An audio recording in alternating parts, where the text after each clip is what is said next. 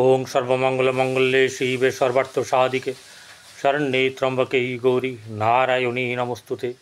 सृष्टिस्थिति विनाशानं शक्तिभूते सनातनी गुणाश्रय गुणमये नारायणी नमोस्तुते। जय बड़ माয়ের जय, जय महादेवी महामाয়ের जय।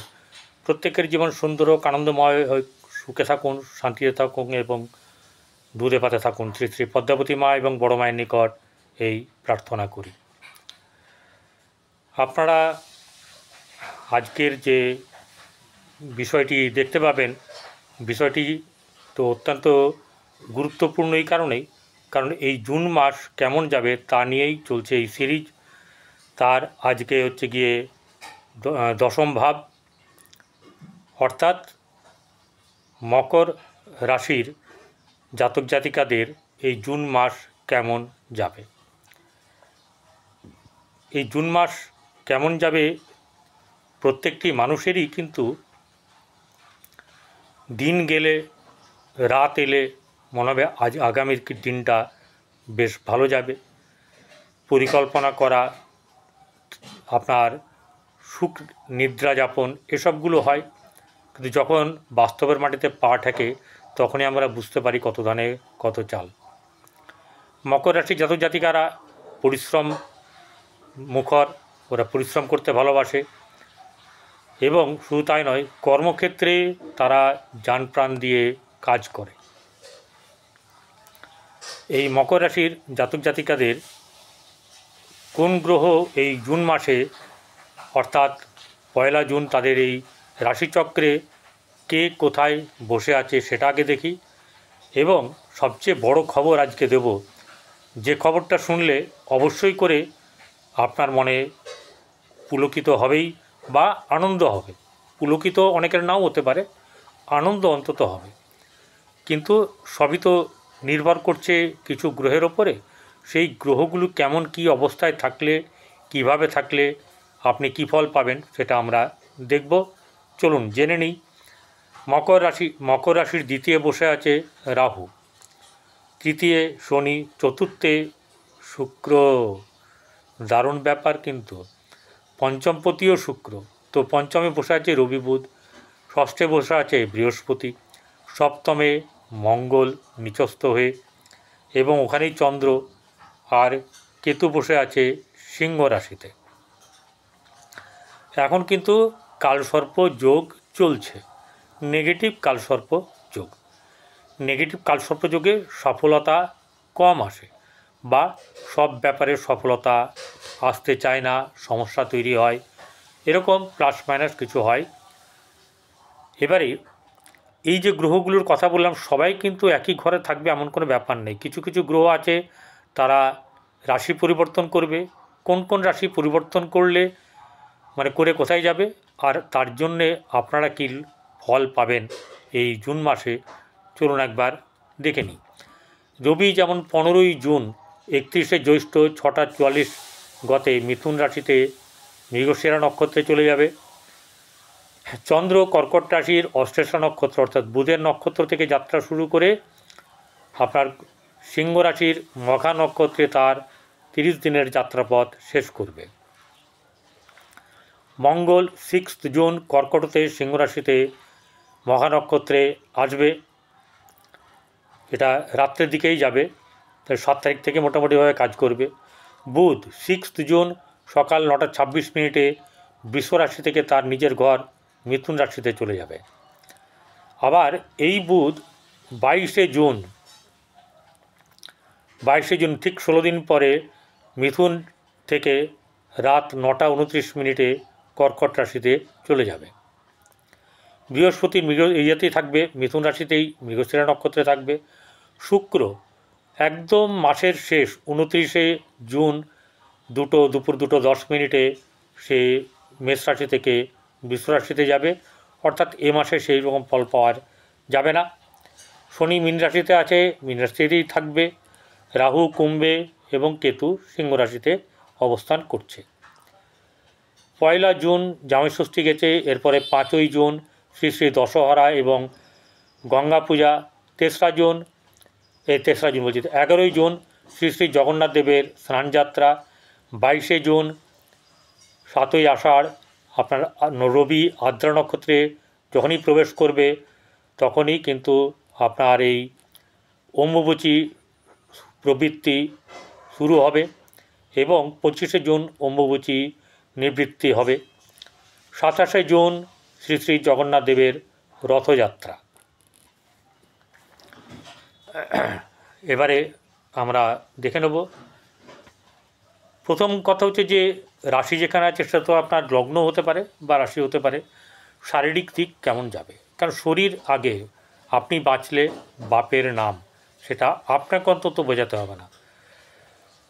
শরীর আপনার এই 6 তারিখ অবধি কিন্তু বিশেষ খারাপ থাকবে বা মাঝে মধ্যে খারাপ যাবে। এছাড়া 6 তারিখের পর থেকে 7 তারিখ থেকে মোটামুটিভাবে আপনার শরীর ভালো চলবে।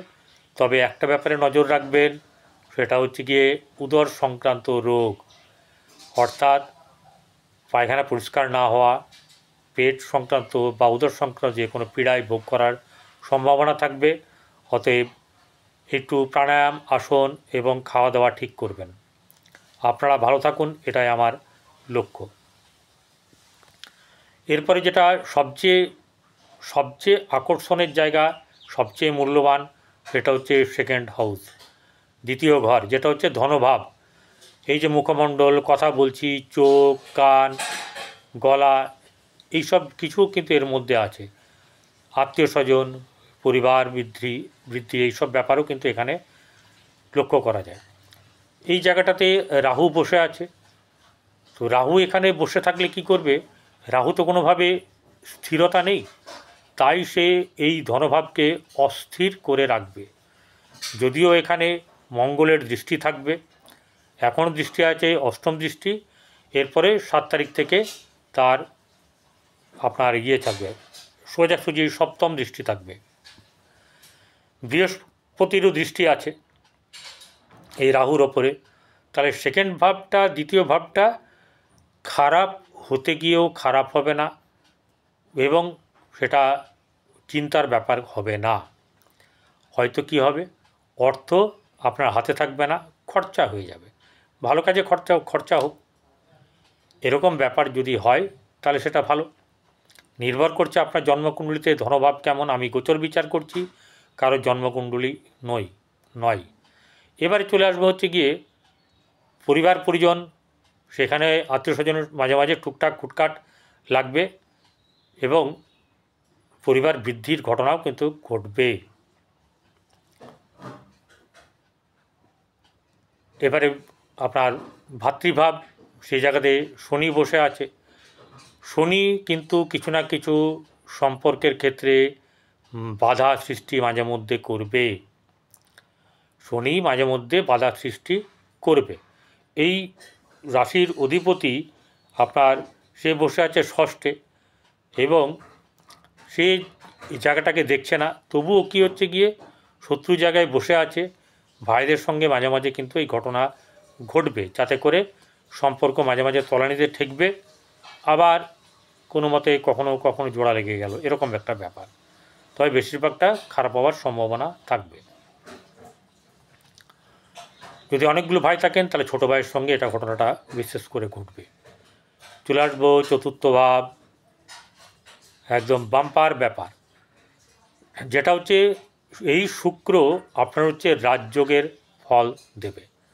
চতুর্থপতি তো নয়, পঞ্চমপতি এবং হচ্ছে গিয়ে দশমপতি, অর্থাৎ সন্তান বা প্রেমের অধিপতি আর হচ্ছে কর্মক্ষেত্রের জায়গার অধিপতি এই শুক্র।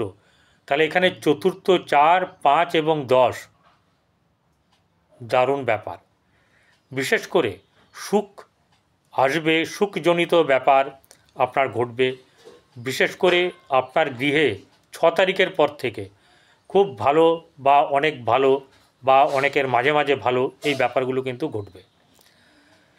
আগের থেকে কিন্তু এখন বর্তমান সময়টা শুক্র যতক্ষণ এখানে থাকবে 29 তারিখ অবধি, ততক্ষণ কিন্তু আপনাদের শুভ যাবে।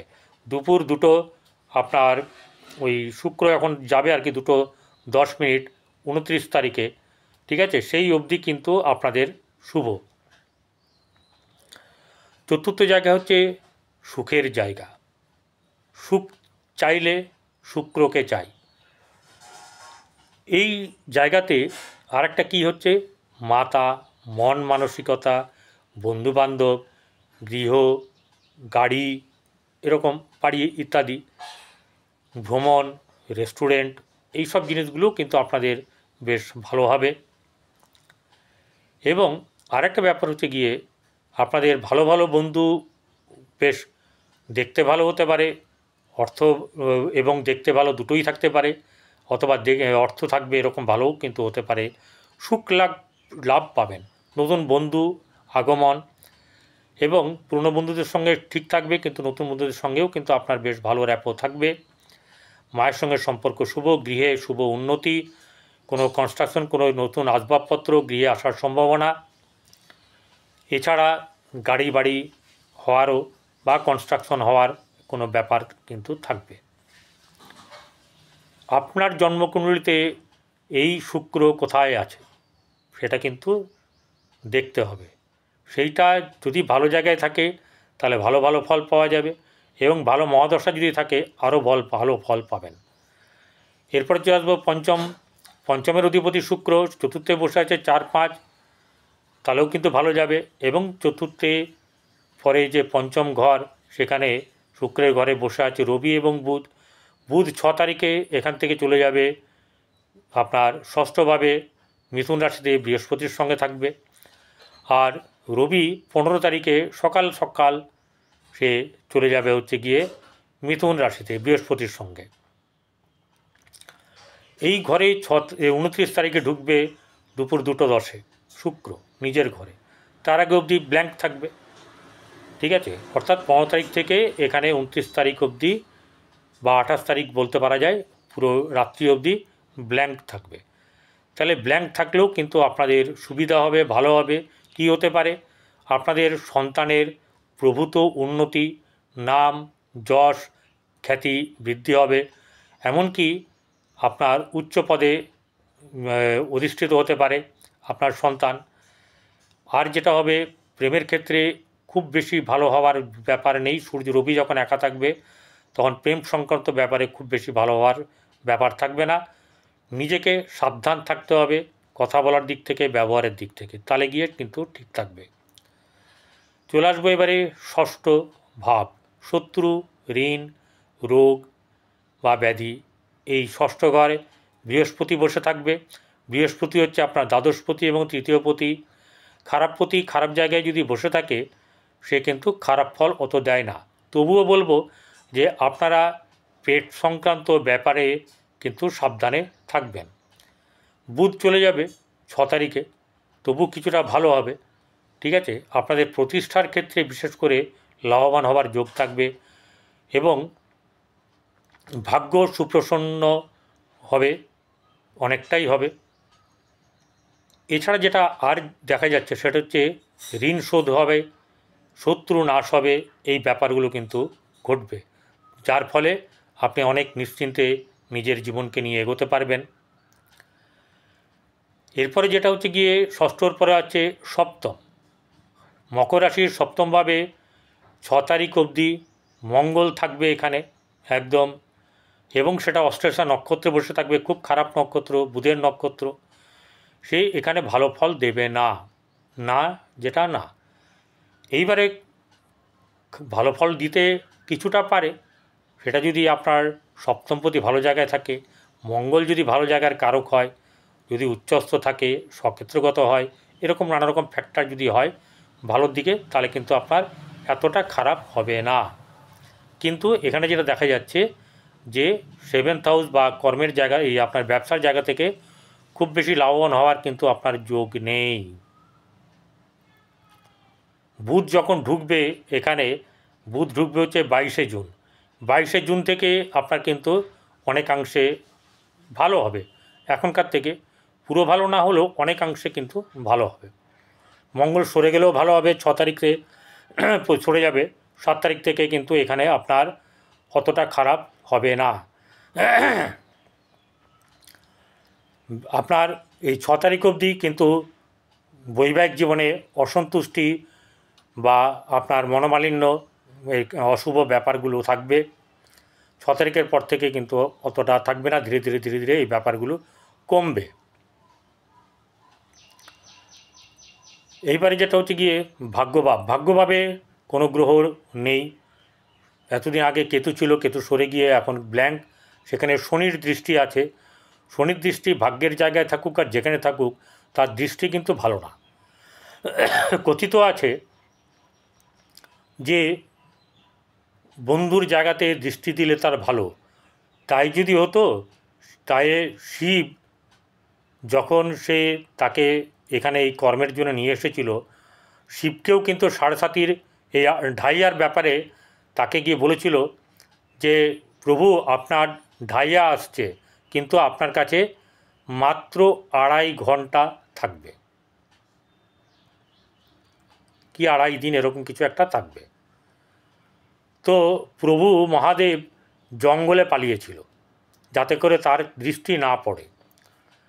তো শনিদেব খুঁজতে খুঁজতে যখন যায়, তখন মহাদেবকে বলে প্রভু এটাই হচ্ছে ঢাইয়ার প্রকোপ, আপনাকে অত বড় সুন্দর জায়গা থাকতে, কৈলাস থাকতে আপনাকে জঙ্গলে এসে আশ্রয় নিতে হয়েছে, ঠিক আছে, এই দৃষ্টির প্রকোপ থেকে।